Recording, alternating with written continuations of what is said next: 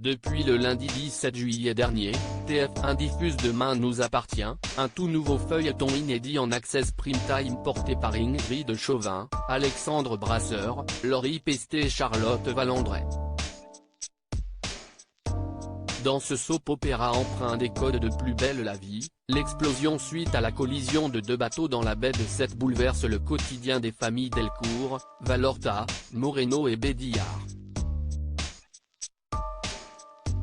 Quel premier bilan tiré de ce pari osé de TF1 signé Ara Apitian. En audience veille, les 15 premiers épisodes diffusés ont attiré en moyenne 2,76 millions de téléspectateurs pour 18,9% de part de marché.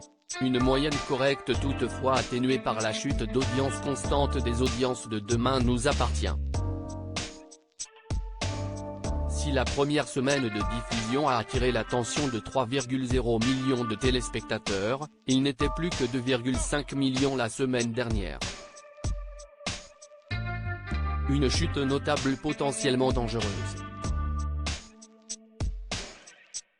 Record historique de consolidation néanmoins, Demain nous appartient peut se féliciter de réaliser encore de très jolis scores en consolidation. Le premier épisode de Demain nous appartient a d'ailleurs réalisé un record historique de rattrapage via plateforme légale avec 900 000 téléspectateurs supplémentaires. Depuis, si les rattrapages ont chuté, ils restent toutefois nettement confortables pour TF1. En moyenne, les 9 épisodes rattrapés séduisent 3,6 millions de téléspectateurs.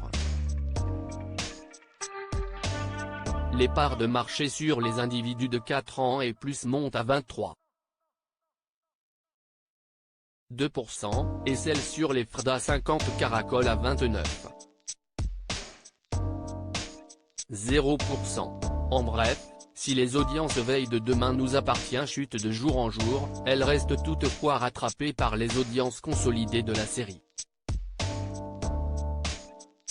En 2017, les téléspectateurs consomment davantage la télévision via les autres plateformes légales élaborées par les chaînes de télévision.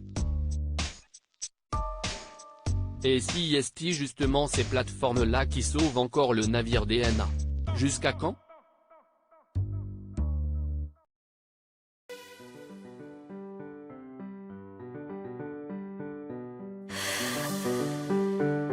The